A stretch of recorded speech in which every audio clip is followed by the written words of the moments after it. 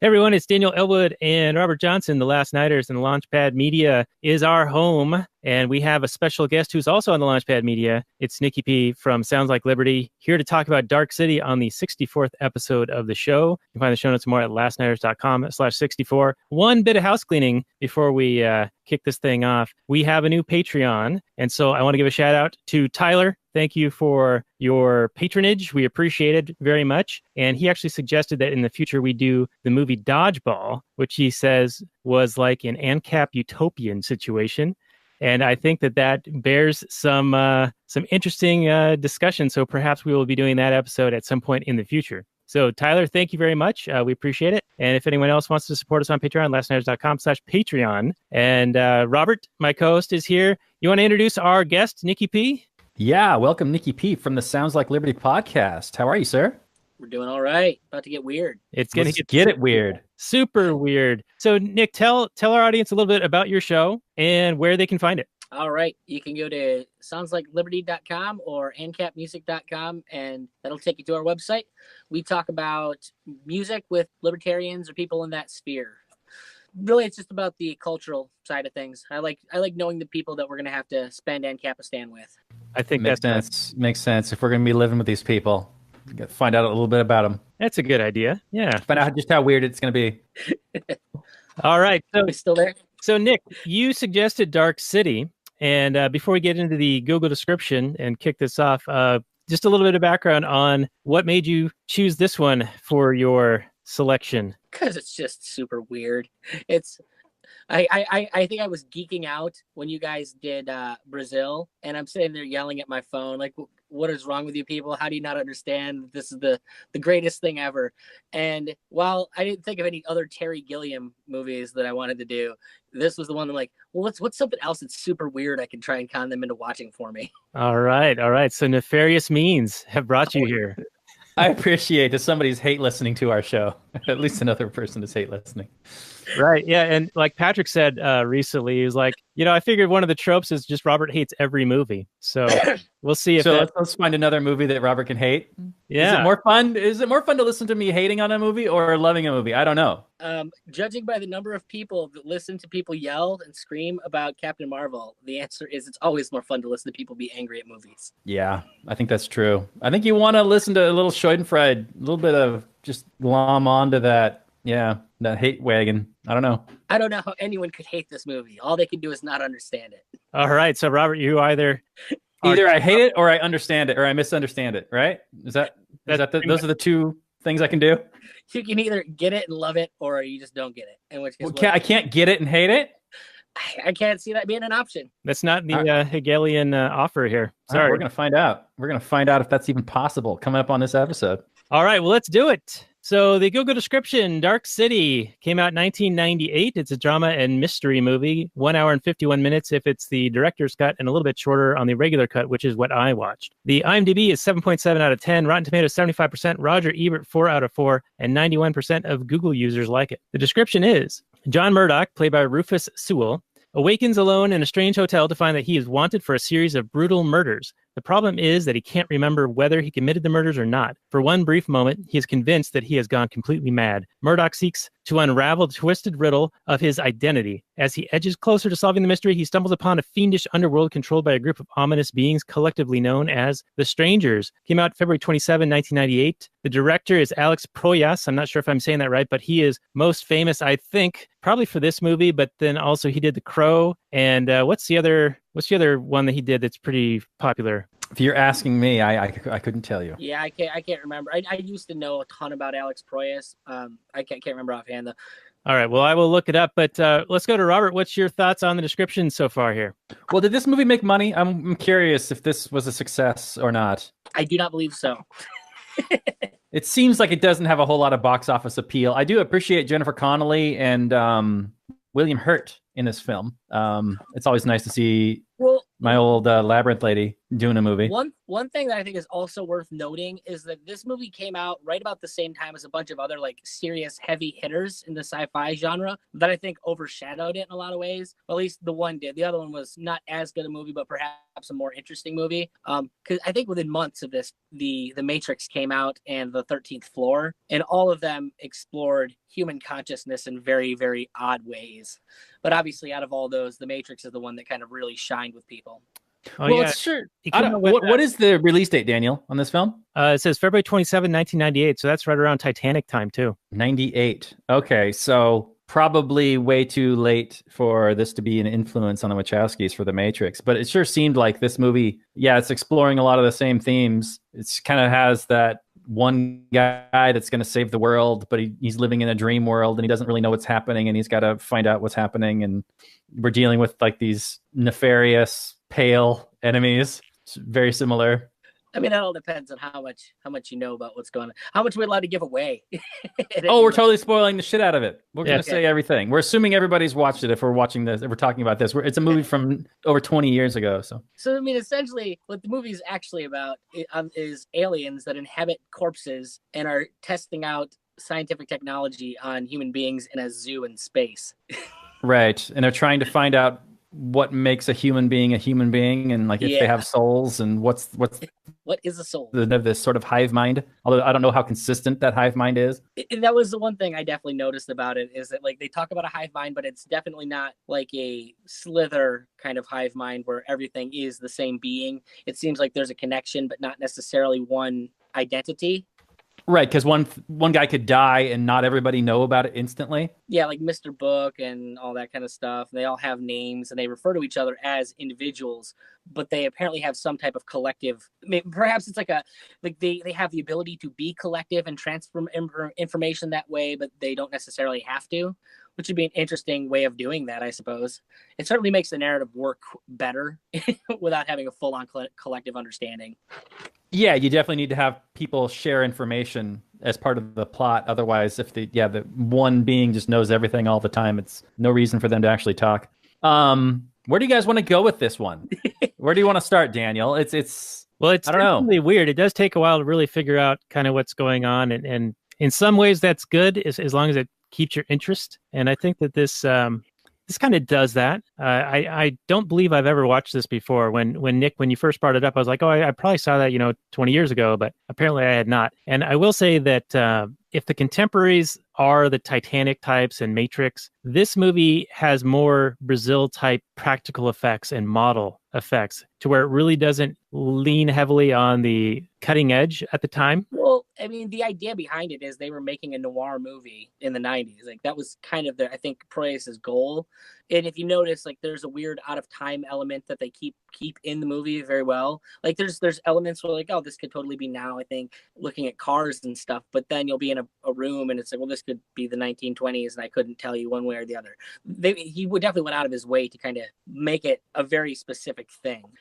And for me, I know I think that I like the fact that I can't really place it at any given time as to when it is, because it makes it really difficult to feel dated ever. Yeah, see, I feel a little bit differently in that because it's noir, I'm like, oh, this is like the 40s. Well, it feels like that at times, but then like there's certain things that happen, and like I think the cars were all very like actually very different years out, like that they're driving. Like you'd see like maybe like a Dodge next to an old classic 1950s kind of car, Chrysler or something like that. It's been other than the other night, it's been a while since I watched this because this is definitely not Liz or Irma's type of movie. All right, so this is a Nicky P movie. There's one thing that if we could diverge a little bit into a little sidebar here, the automat I thought was really cool. I had just first really learned about those not too long ago, and apparently they're making like a comeback. And it surprises me that people don't look at that as like automation is taking our jobs kind of a thing. Oh no, for sure. I've always thought that, and it is such a weird anachronistic in one sense, and yet not in another sort of thing. They utilize it in a very interesting way in the movie because it kind of keeps that barrier between that guy and keeps a sense of what the hell's going on here with that dude. Right. And I think a modern day version of that is those burrito kiosks they're putting up in New York. This is a couple of years ago now, but you put in like $5 and you get a burrito. It's all fully automated. It's just someone has to restock it every couple hours. Yeah, that sounds awesome. And I'm sure somebody's back there just making better burritos because they don't have to worry about the customer service angle of it. Robert, your thoughts on the burrito? Helps you, well, just it helps you cut down on costs. And if you're, the customer service is something you're not super into, like I know this would really go well in Japan, where they have, that's what they were doing. But if you're going to talk the automat, we have to kind of immediately address one of the first thing that it's in there is look at the portrayal of the cops. Oh, I think that's pretty spot on. Like, hey, where do you think you're going? You answer. Home. Oh yeah, where's home? Prove it. But I also find like they kind of get into like how bullshit that is because you have, which is clearly the prostitute that they clearly have a relationship with. Yeah, like an understanding. Like, oh, okay, you're gonna take him and do what you do. All right. Yeah. Like she's paying protection money or some other kind of arrangement. Exactly. And it's I think it's also interesting because you'll see that side of like the police in this town, but then you also have the William Hurt side and like the detective side of things, which is they're trying to portray like the super cop, smarty pants guy in him, and then you got this other pig's angle. Now, what was kind of the premise here is that the strangers, these vampire-like aliens that live in corpses. Yeah, so they're trying to run experiments and they're mixing everyone's minds together. Like they have syringes full of different memories and they're mixing and matching them and then re-injecting them in people. And sometimes, like the William Hurt character, apparently he's the police inspector pretty consistently, but other characters get swapped out just kind of randomly. Like we see the guy who was the bell or the bellman at the hotel, and then later on he's the news guy.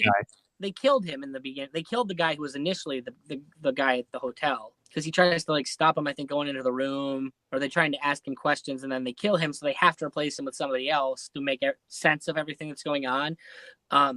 The thing is, I don't think that any of what they're doing is random. Like you can see when they actually go into the quote unquote underworld of it, that everything they're doing, like they're manufacturing very specific items to test specific things. And the whole thing is just a giant scientific experiment where they're like one of my favorite scenes is the guy and it's a beautiful visual where they're like, you're watching the couple yell at each other at that tiny little kitchen table. And then eventually like they go through the tuning and the city expands and changes and does what it's going to do. And then you go back to that same couple and they're hoity-toity rich people. And so they're clearly testing, is it the memories? Is it the social element of what people are that makes people? Is it something in the mechanics of the bodies? Because clearly the bodies aren't changing. And they're getting at like just I think the psychology of what it means to be human in there. Right, and they're definitely doing that throughout the movie. However, I kind of wish that they were actually discovering something. Like we found out this about the human condition. Like I appreciate the journey of the hero and how he's finding out about the world and establishing the world and whatnot. Mm-hmm. And I guess it's enough for me that it's a laboratory and that everything is going on in that way. Yeah. But I kind of wish that the strangers, like you say, were working towards something and had discovered something, and then that would put into the plot somehow. That would have been interesting. Because don't get me wrong, I would have loved it had they spent more time on the philosophy and used it. Because I mean, ultimately, as cool as I think the philosophy is, they really just use it as setting for what's going on. Like right, it only drives the narrative that they're trying to tell. Like and I would agree that is for me one of the weak points because I geeked out on the theoretical kind of ideas that they were presenting, but ultimately at the end of the day, he's just making a noir film in a weird place. Right. And it's hard to fault him for what's not in the movie. Yeah. But let's talk about the main character and how he's able to tune, and all of a sudden how he's like the most powerful tuner compared to everybody else, and why that could possibly be, because it's not explained in the movie as far as I could tell. But they avoid it like the plague in the movie. I disagree. I think that is a plot by 24, Kiefer Sutherland. I think that you think that Sutherland secretly gave him all the powers? Yes. I've never. So is that explicitly said, or is this your theory? I believe that from what I could tell, he just gave him memories. He gave him memories and implanted instructions within those memories. So this was all preconceived, right? He had this plot I mean, he knew to be there immediately when he came out of it at the phone booth to call him. Right. Okay, that's all true. But how does he give him the power to do it all? Well, we saw that they can put the human memories into the whatever they're called. Yeah, the strangers. I mean, maybe he had a stranger to work with, or like one of them that he could kind of do it the other way. I mean, at some point, is that part of their memory? Did he have one of them that he kind of stole that from a previous experiment, even that he could have imparted into them?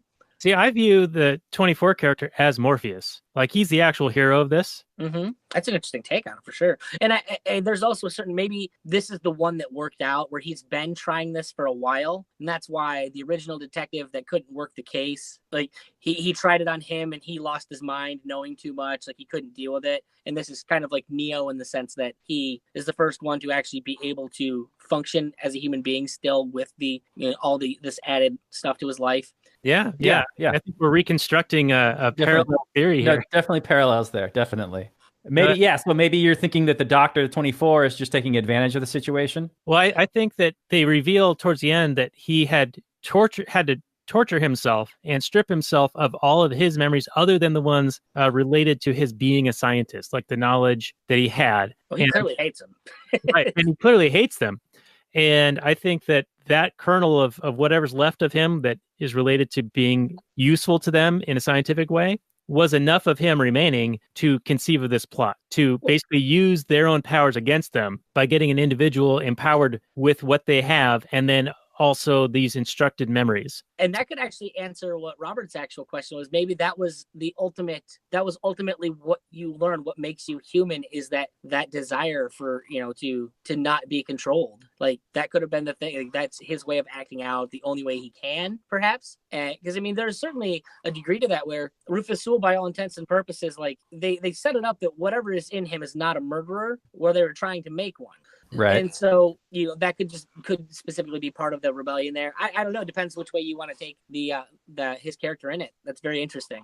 Yeah, because he ultimately does. I mean, the story of the movie is that his individuality trumps their hive-mindedness somehow, and their desire to not be part of this laboratory experiment. Mm-hmm. Not that he goes out and he frees all the slaves or whatever. He's not like Neo so much in the end. He's more, I have the power to reshape this world, and I'm going to create this beach that I always wanted to go to and get back with this woman that I love. I think what that actually is, and the explanation, because clearly that world does not, like, they're nowhere near Earth. They're on a machine out in space somewhere. No, it's flat Earth, man. It's flat Earth. It could, of course, be that. And so he doesn't have the ability to save all of humanity. All he can do is make the terms under which they're captives a little nicer. Yeah, I would say that. He could flip the disc and expose the sun and extract the water and turn it into a beach somehow, and somehow stop the vacuum of space coming in. Yeah, he becomes a god in this world. Yeah, very much so. Very much. This is somebody realizing their full powers, kind of like Neo does at the end of The Matrix. Yeah, and he even goes as far as being able to stop a knife being hurled at him. Very Neo style, like stopping the bullets. Right, yeah. Yep. Mm-hmm. Fighting an agent, basically. Yeah. Now, it is weird because they're a bit contemporary, and so I think that you're right that they probably didn't have the opportunity to really influence each other. Well, unless that there was a script floating around Hollywood and, Wachowski's read it or whatever. One of them could have been like the knockoff version of it. Yeah, are the Wachowskis, are they Australian? I don't know. I know that they're ladies now. Yeah. They're both ladies now? I thought just the one was lady. I thought they both were. Could be. I don't know. I'm not going to assume their gender. I just thought it was odd that I thought they both transitioned together. That's kind of interesting. Yeah, well, the reason I bring it up is because if I remember watching the commentary and special features on the Matrix disc when I got it way back when, I think that a lot of the shooting was done in Australia. Yes. Yeah, it's either Sydney or Melbourne, as I recall. I think it was Sydney. And I'm looking at the wiki for the director of this movie, Alex Proyas, and it says that he was born in Egypt, but moved to Sydney when he was 3. So he is an Australian guy. Interesting. They might have been running similar circles around the same time. They could have been using the same SFX stage. Maybe they were talking to each other, hanging out about transitioning with Wu Ping. Yeah, maybe. Yeah, interesting. And The entertainment industry is, kind of insular. They probably hang out. So I've been very surprised that we haven't addressed like the overarching glaring nap violation that this let's talk about it. represents. Like the fact of the matter is, all of these beings are being held captive, perhaps in a nice captivity. I don't know, like say, I don't know, you're in America where it's a police state, but it's a pretty nice police state, so you don't have to think about it very much. You don't wonder why the sun doesn't shine, or that place that you have childhood memories of you've never actually seen or been to. Well, they don't, because they've been chemically altered, right? I mean, this is Brave New World, 1984 dystopian action here. It's like these people don't even know that they're being oppressed or contained. Well, I mean, from a libertarian standpoint, there's a lot of people around me that don't realize how oppressed they are. I would agree. Indeed. I mean, so that's very true. Is the protagonist of this movie also representing the hope, as vain as it may be, of trying to find something that everybody tells you is a fantasy and doesn't really exist, or that is not searching for? To me, that was like the big standout kind of thing about it, was that literally in a zoo, you have one person that realizes they're in a zoo. Right. You notice the bars where everybody else is like, what are you talking about, man? Yeah. Yeah. So these are another movie that features somebody who sees the world for what it is. And everybody else is like, what? Well, and in that same thing, like the detective is amazing in that, because you have two people and how they deal with that knowledge is very differently. Clearly, it drives the original cop insane, whereas Rufus Sewell's character, John, it clearly is capable of taking that knowledge. And I think I think that there's different ways that people can go with having that knowledge of how oppressed people are, and that you can go the Alex Jones route, or you can go the Ron Paul route. Yeah. And I think there is something to the 24 being the hero character, and the John being maybe his second or third try at this, and that original detective was his first try. And I think that, it sort of is telegraphed at the beginning when we first meet Kiefer Sutherland's character. He's actually presiding over a maze with rats in it. Oh, yeah. And he's got like a white rat in there, and then he introduces a black rat. And maybe that's symbolic of, he's got the detective character in there and he's going crazy, so now he's going to try this other rat in the maze, and that maze is actually like a flat circle that this entire world is revealed to be flat earth at the end there. And I think that might lead into what I want to do our next episode on, Robert. So does the original detective guy, does he go crazy or does he go sane? Because he's the one that actually knows about the world. He seems crazy to everybody else, and yes, he ultimately commits suicide. But I would necessarily argue that suicide isn't the most rational thing to do in that situation. Well, and I think that was the question I was getting at, is both of those people have very, what I would consider, rational reactions to an irrational situation. Yeah. Like you see everything's lunacy around you. You can either try and go along with it for as long as you can. And for all we know, like it could have been 10 years of him doing like what Rufus Sewell did, and eventually he just lost it because he couldn't deal with everything around him anymore. And, he took his one way out. He was looking and looking and looking, and he realized there was no way out. And ultimately he's like, well, I'm going to take some control in my life, and this is what I can do. The only option I got. Pulled Roger Paxton, right? He's dealing with aliens that have the power to shape the world with their mind every night. Well, and I think that's a thing that's interesting, is that I feel like they do explicitly kind of address the fact that it is not a world. Like, it is a machine that they created specifically for this purpose, to kind of warp, that works with the tuning thing that they can do. Yeah, they actually show the machinery underneath the disc, right, in some of the outer shots. And then also, it was hard to tell because I'm watching this on an iPad, but were there other similar kind of creations, like in the distance? You talking like other discs when it does like that final pan out? Yeah, like you said, it's like a whole bunch of them. Never thought about that. I'll have to go back and watch the ending again, because you talking like when the sun comes over and maybe in the back? I never saw any, but it's possible they're there. Like maybe this is just one of many laboratories that they have. Yeah, possibly. That'd be interesting. That'd be cool if this was like experiment number 454 or whatever. Yeah. Yeah, I kind of doubt it would be, because they open on this. What do you call them? Are they a race of beings, the alien types that are inhabiting the dead corpses? And they're like these electric lobster things, squid-faced lobsters.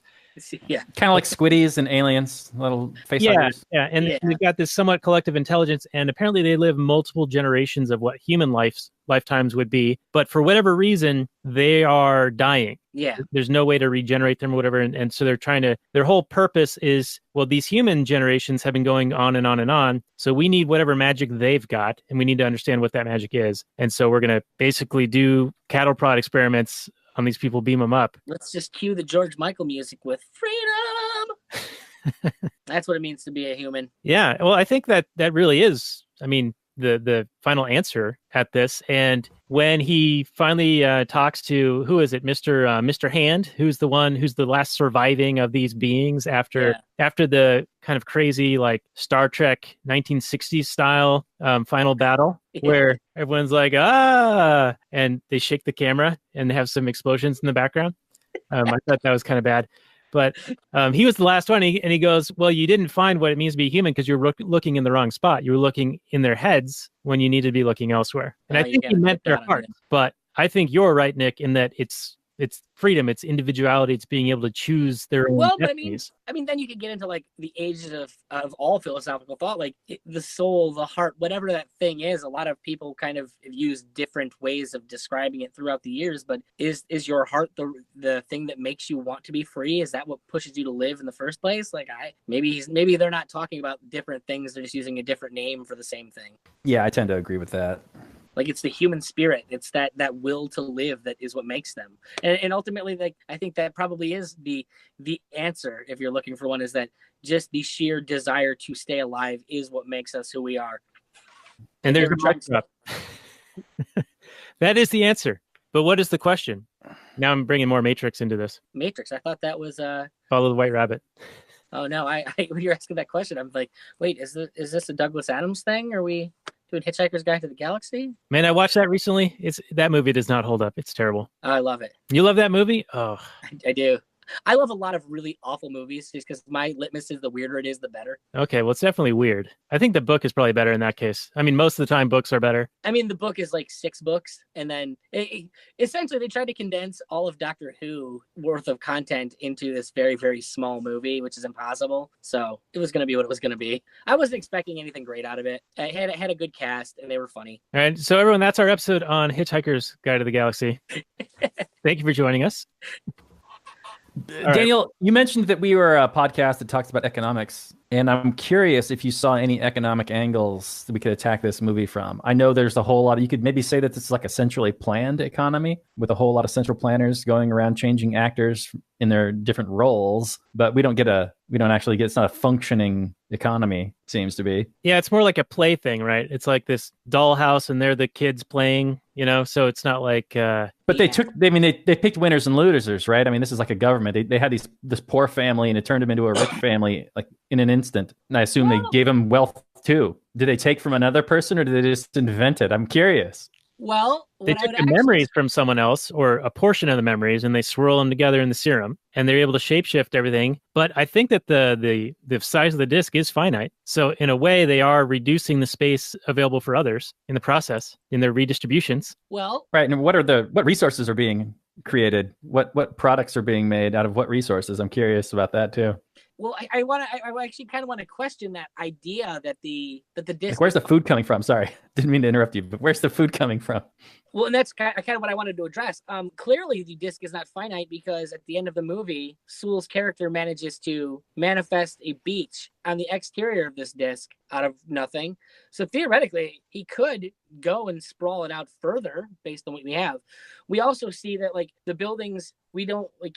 Since the way the machine works, everything comes out of the center. It could be going off of the idea that wealth isn't static and that you can reformat and make things more valuable using them in other ways, and kind of like the whole capital goods theory.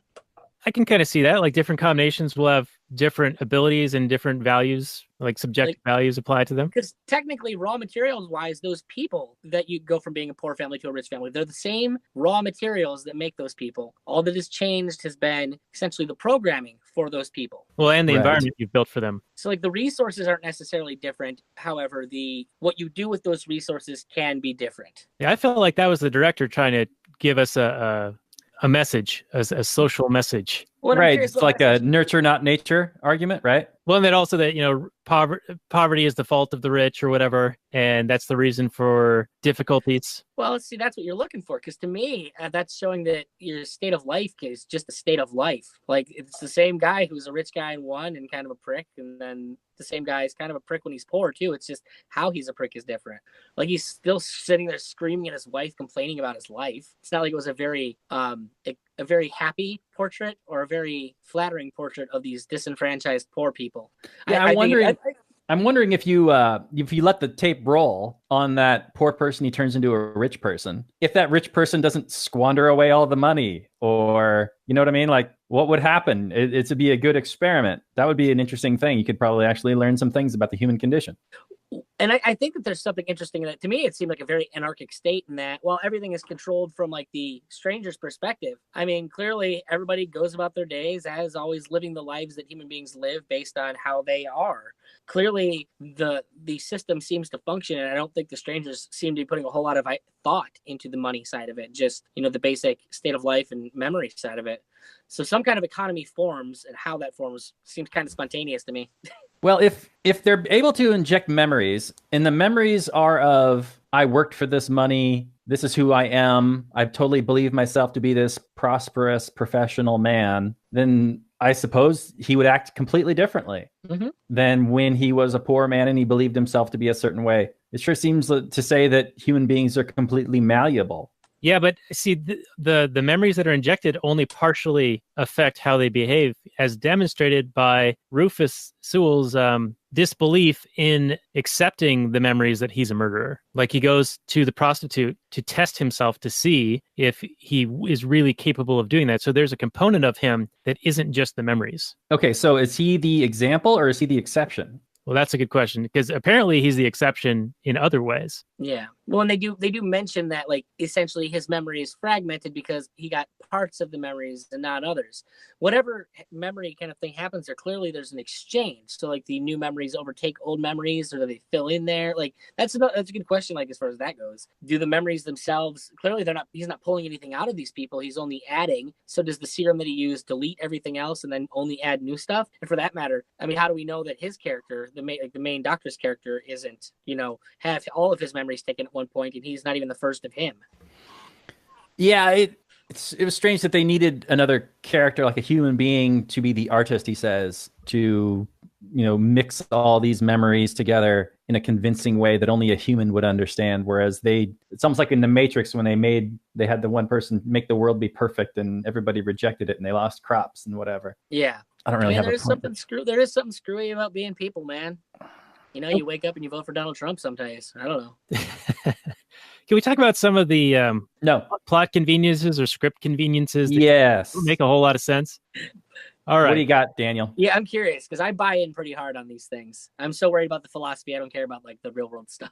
All right. Well, during the tuning, whenever it hits midnight or whatever, people just go to sleep, and they are driving, and they're in the middle of eating, and they're in the middle of doing things. There's no car crashes. There's no car crashes. There's no people like dying as they drop into a bowl of food and probably can't breathe for however long the tuning takes effect. So, I mean, and they show it a couple of times, and just everything orderly shuts down. Like, the cars just come to a stop, like, very gently, and all of those things. But it doesn't seem like that's what would really happen if everyone just instantaneously passed out. But if they have the mental telekinetic powers to slow everything down, then come to a gentle stop. I mean, I guess it was okay for me. I don't really have a problem with it. Well, I mean, they're slowing them down with their telepathy. Well, it's not necessarily telepathy even. I mean, at the end of the day, they do have the ability to control all of reality. And so maybe that's just a twofold thing. Yes, they're making everybody fall asleep, but they're also bringing reality itself to a standstill. The fact that they kind of, like, it all comes back to it. The whole thing is a giant machine, and I don't know how the machine itself functions. Maybe they just push power and everything. For all we know, maybe some of the people aren't real people. Who knows? All right, riddle me this. Why does the Jennifer Connelly character, A Beautiful Mind, why does she, after arriving at the automat, just walk into the prostitute's apartment across the street? How does she know to go there? That's a valid question. No clue. I was looking at her ass, man. I'm sorry. She was horny? Well, didn't she get an address from or did she get an address from what's his name, or follow the detective? She saw the automat from being at the bench, and one of the vampire dudes comes and talks to her and saying some of the same memories that her husband had with her, or the implanted memories. But then she sees the automat in bright lights off in the distance, and she ends up going up there for whatever reason. And then across the street is, of course, the prostitute's apartment, and she's just been slashed, and a circle has been carved into her by another one of the vampires. But the woman just walks in. Jennifer Connelly just walks into this apartment, and then the inspector is right behind her. Shows up. Good question. Never thought about it. Never crossed my mind. I think for me, so much of like what you're getting at, I was overshadowed by how creepy the stranger was with the memories that the other guy was supposed to get. Like with John Murdoch's memories, that dude was creepy as hell. As creepy as the little kid one, though? I think once they gave him Murdoch's memories, like he became very, very malevolent. Like there's like a weird like rapist sensibility when he's talking to Jennifer's character out there. Like at no point in their conversation did I feel like he was having an emotional human connection with this memory about his wife. Like it all literally seemed like I am trying to trap this spider or trap this fly in my web, and it's going to be a thing. Now, was that meant to be like a menacing, threatening situation, and then he found out that she didn't have the information or whatever, and so he just let her go? I think he was trying to find the information. I think he let her go in hopes that maybe she would have more information that she wasn't giving to him. But there's a whole host of, I think that they were definitely pointing out the fact that they needed that scene with that, what should have been a very human interaction, to show how unhuman the strangers are. Like, you can't just give these memories to these things and they're going to get it. Like, clearly he has all the same memories that Murdoch had, but he's still not capable of even acting human for any level, any length of time. Yeah, it reminds me of anytime there's a movie and there's an android or a robot character like Data in Star Trek or The Vision in Avengers, and they're trying to be human and trying to understand what it's like to be human. Very much like this movie in that sense. Mm-hmm. For sure. Yeah, and in a way, Mr. Hand, as a result of having Murdoch's memories implanted into him, does make him a bit of an individual. Oh, for sure. As compared to the other vampire Borg combo platter, who are like the Mormon tabernacle-choir when they're doing their tuning and all that. Flying around, looking good. I think that was probably the thing that I thought was the strangest about the movie is like, cause they like stand up and fly, like just straight up, stiff as a board. Yeah, that was the thing that I think the only thing that really made me go, I don't know. Like, I can believe you guys can reshape the planet, but like all this standing straight up in midair, that don't make nothing to me. Yeah, it's like just a weird levitation. Yeah. I mean, didn't Neo in the Matrix, didn't he sort of do that initially, or in part of it? When he's flying? Matrix? No, when he's flying, he's going full-on Superman style. Doing the Superman, like not the Chris Reeve style, but more of the Cavill style. I don't know what the Cavill style is. With a pained look on his face and bad acting. Yeah, maybe more like that. Not so much charm. Yeah, the terraformer at the Man of Steel one. Look, who cares what Man of Steel? All that matters is that opening scene with him saving the oil drillers. Can I tell you that the Man of Steel episode is one of our most popular episodes for whatever reason? Really? The most downloads. What did you guys talk about aside from Man of Steel on there? I think it was pretty strictly the Man of Steel. Was it good timing, maybe? I don't remember. I mean, maybe it's just that, like, with it being a comic book movie, you do have comic book fans tend to be a larger percentage of the people that listen to podcasts. You mean the nerds? Just say it. The nerds. Call it what it is. It's true. No, we've talked about Marvel movies, but we haven't done a lot of them. Yeah, but Marvel movies don't generally draw the comic book people like DC movies do. Yeah, like, Marvel movies draw a more general audience. They're made for normies, which is why the whole Captain Marvel thing ended up the way it did. Because ultimately, the movies have always been directed towards not comic book fans. Years ago, they turned their backs on comic book fans, clearly. They'll still leave some little nods in there, though. And from what I understand, Winter Soldier and Civil War are decent film. They're good. Those are the few that always get talked about amongst like the comic book nerds. Like those are the two that like I think they still stand up as being the good movies out of all the stuff that they've done in the MCU. But I generally only like I think the only ones I ever really liked were Jon Favreau's with the Iron Mans, and then I liked what's his name? The one that they got rid of, the Guardians of the Galaxy. The first one was good. The second one was garbage. I like them both for different reasons, but I love the director more than anything. He's directed some of my favorite movies. So James Gunn. Oh, right. Yeah. Now, didn't they got rid of him for something, and then there was some petition to bring him back. Was that to do a Guardians 3, or was it for something else? They didn't want to get rid of him. The Guardians were some of the most successful movies they've ever made. Like there was no getting rid of him if they didn't have to.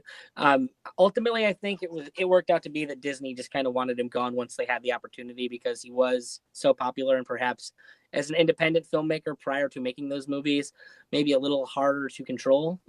less into working with Hollywood. So he was showing his human form. So yeah, sort of like that. So the vampire should have gone after him and put him in the experiment then. Absolutely. If I can bring it back to Dark City for a moment. Yeah, no, absolutely. Yeah. All right. Well, I got some commentary from one of our prior guests, and maybe this will spark a little bit more conversation. Mike C., who is a guest on Collateral and Starship Troopers, says that the central planning relies on artists, and that we need a narrative to create the new Soviet man. Oh, no, without question. I mean, I think it was actually beautiful in how ridiculous everything looked, having the strangers make everything. Because as you watch the city kind of spring up and do things, there was definitely not a sense of this was made by someone who knows how things should be. This is made by someone who has an idea of how things should be, not who has any information to make that make sense. Oh, that's a good point. Yeah.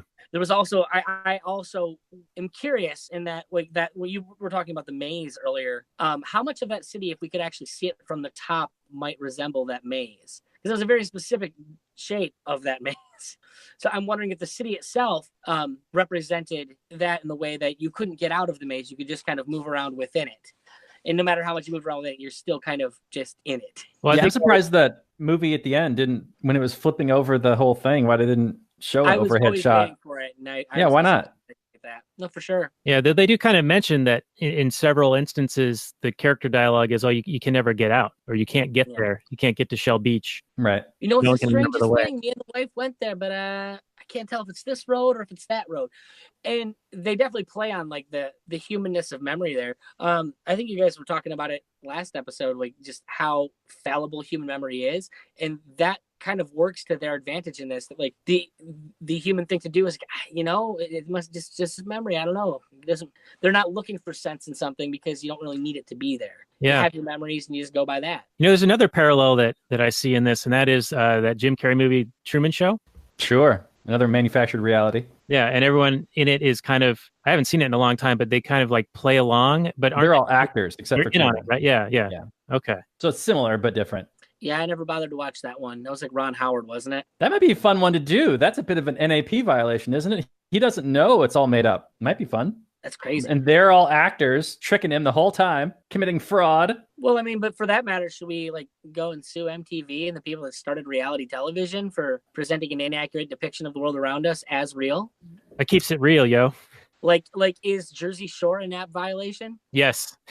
Yeah, actually, yeah, that is. I mean, I'm not going to argue. Let's get rid of it. That's an NAP violation situation. Let's get a helicopter. So, yeah, no. I'd have to watch the movie. I don't recall. I mean, there's Ed Harris is in a Skycam situation, recording everything. I mean, was Jim Carrey? I mean, I don't know. We probably shouldn't be talking about this movie, but was Jim Carrey like adopted as a baby and put in the show? I forget. I think so. Yeah, he's brought in there very young. And, you know, actually that would make a very interesting discussion because, you know how sometimes we talk about the Hoppian Covenant communities and what would happen with second and third generation, because it's parents who moved to that area and agreed to those covenants and moved there because of the community and different, rules that were in place. Yeah. And then the kids grow up there and they're like, what's their role? They didn't agree to this. So in a way, there's a parallel with, well, if you don't like it, leave. Well, you were born here, so you must abide by the rules here or whatever. Now, there's a million other arguments against that in a state sense. But in this other sort of microcosm sense, which I think it'd be interesting to explore further. Yeah, maybe we should do that. It sounds like a good one. All of a sudden. You should just watch The Majestic instead. It's way better. I think I've seen that one. Is that another Jim Carrey movie where he like has a theater? Yeah, it was silly. I enjoy it. It's one of the few Jim Carrey movies I like. You don't like Eternal Sunshine? It's a good movie, but it's kind of boring. Ace Ventura? Come on. Oh no, I mean I have to like those. I'm of the age to like them. And you like silly weird stuff. The Imaginarium of Dr. Parnassus would be a good one for me. Plus Tom Waits. No argument with Tom Waits. Yeah, Tom Waits was he was the gold miner, the panner for gold in Buster Scruggs. Oh, really? He has a fantastic acting career for a guy who's primarily a musician. Him in Seven Psychopaths is probably one of the funniest bit parts I've ever seen in my life. I remember seeing that in the theater, but I don't remember any funny parts. He's the guy with the bunny. Not ringing a bell. I remember Christopher Walken's in that movie, didn't he? Oh, it's a genius movie. You remember there was the two people, the husband and wife that went killing people together, the black wife and the white guy? Nope. You missed out. It's a good movie. I watch a lot of movies, man. I don't know. It's hard to keep them all straight. I don't. I generally only try and watch the weird stuff or anime. Well, there's plenty of weird anime. That's why I like anime. So let's rein us in, Dan. I get sidetracked too easy. Yeah. I think the last 5 minutes we went off the rails for a little bit. Let's get back on track. So we'll go from the blue line to the green line and try to get to Shell Beach here for the final stretch home, and then we'll get in some final summary and review. Rating 1 out of 10, or 1 through 10, 1 decimal point deep. So Robert, any final comments before you do your final summary and review? No, I mean, I'm looking over my notes and I don't really have anything. I think we've talked about everything I found interesting in this film. I think it's fairly well done.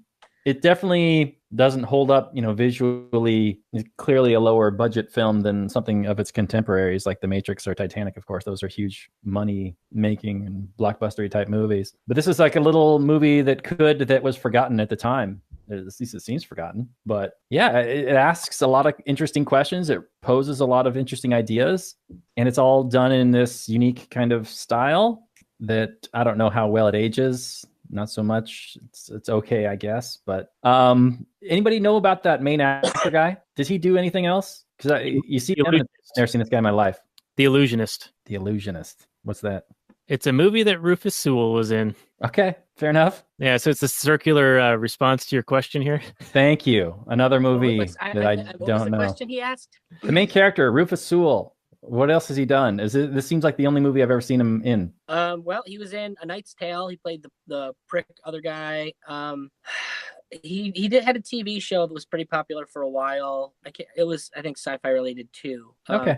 He actually does a lot of work, but he's not generally leading man kind of guy. He's character actor. Yeah, I can see that. He's boss-eyed, which makes him kind of difficult to do leading man with. Right. Yeah. So anyway. What's that rating there, Robert? What's my rating? My rating on this? Okay, so I had a little bit of a problem with some of the acting in this film. There's a scene where the main character and the cop are talking about, what's reality and why and he levitates a book.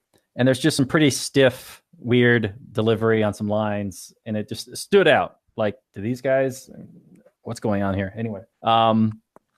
So for all the things I've said in the past, this is a 6 for me. It's good, it's positive, but it's not necessarily a great movie. I think it asks and says more interesting things than it does thoroughly entertain me. It's a little bit boring, a little bit dark and drab, but I like what they were trying to do. All right, Nicky P, you're up. I'm going to go with an 8 which we probably guessed coming into it's one of my favorite movies.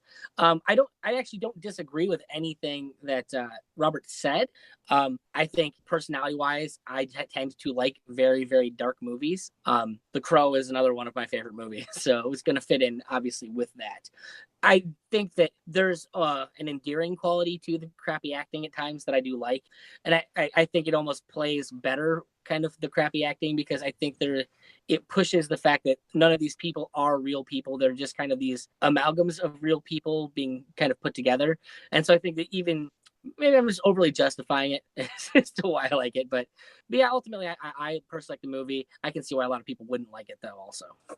Well said. Daniel? Well, when Nick suggested this, I was like, well, let's try to space this out from Brazil, just from the look of the trailer that I saw. And I was like, oh, it's too similar. But now actually after having seen it, I think it's significantly different. I actually enjoyed this one a bit more. I mean, I was still confused about what was going on, but it kept me intrigued. And I liked the noir to it and the bit of a mystery like you're discovering as you go along.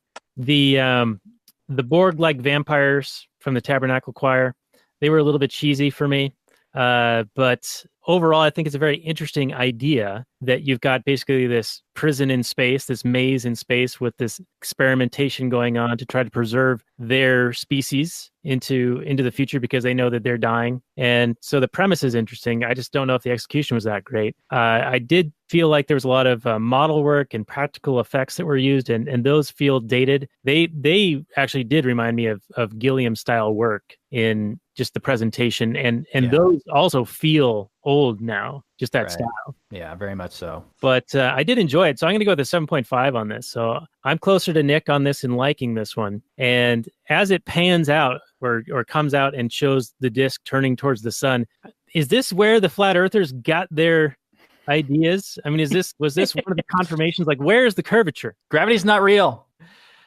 So that leads me into what I want to do next week. There's a documentary on Netflix called Behind the Curve. And so, Robert, if you're up for it, I think it would be a nice segue from this one into that one. I'm down for whatever. Just tell me a little bit what it's like. What is this Behind the Curve? Is it a debunking or is it an explanation of, or what? Well, I haven't actually watched it yet, but from what I understand, the flat earther types present their evidence more rigorously than the earth is round types in the documentary. And so it makes for some pretty interesting discussion. Okay, so this documentary person basically tried to present both sides. That, I believe, is the case, yes. Okay. And it's on the Netflix. It's been out for a few weeks, and I know a bunch of people in our circles have watched it and said it's quite good. Okay, I can't wait to see it. I can't wait to see what my opinion of the formation of the Earth is going to be after I'm done watching this film. I might be presented with some really good arguments, and I might change my mind, and I might think the world is like on a big giant plate. Well, for whatever reason, apparently in libertarian circles, there's a contingent of people who push the flat Earth narrative out there in comments, and it causes some divisiveness in this world. Well, that's what I love about the libertarian world is we got room for everybody as long as you're not aggressing against anybody else. So we got all types, all kinds. I like the spirit of the question that they ask. Yeah, question everything, man. Why not? Well, I think that there's fundamentally some value in just asking the question, why do we believe this and should we? I don't know that if I'm going to go so far as to say I don't believe the Earth is round anymore. But, I mean, there is, why do we buy into the things that we buy into and should we? If the government lies to us about a bunch of other stuff, why wouldn't they lie about this? Yeah, I like the fact that the flat earthers basically think NASA is founded, full of like a bunch of conspiracy guys that are all creating CGI versions of the Earth all the time, and it's all a bunch of actors pretending to be floating in space when they're doing the space station stuff. I love the whole conspiracy angle that you have to buy into in order to form this worldview of the flat Earth. I love it. All right, well that'll be the next item up for bid next week. Behind the Curve. So let's wind this down. This has been the Last Nighters, and we are also found on the Launchpad Media, much like Nicky P from Sounds Like Liberty. This is episode 64, so the show notes and more are at lastnighters.com/64. And there was one comment I wanted to make. Put your cash on the barrelhead and support us over at Patreon, lastnighters.com/Patreon. Had to throw that an out of place little colloquialism. I'd never heard that before. I liked it though. Yeah. It's so weird. It's so anachronistic in the movie. Yeah, they said that at least twice, maybe 3 times. But yeah. So cash on the barrelhead. The only thing that makes you a guest in this place is cash on the barrelhead. All right. So Nick, where can people find your work? And then we'll say goodnight. ANCAPmusic.com or soundslike-liberty.com. All right. Sounds great. Well, thank you guys for listening to this episode of The Last Nighters, and we'll catch you next week with Behind the Curve. Good night from last night.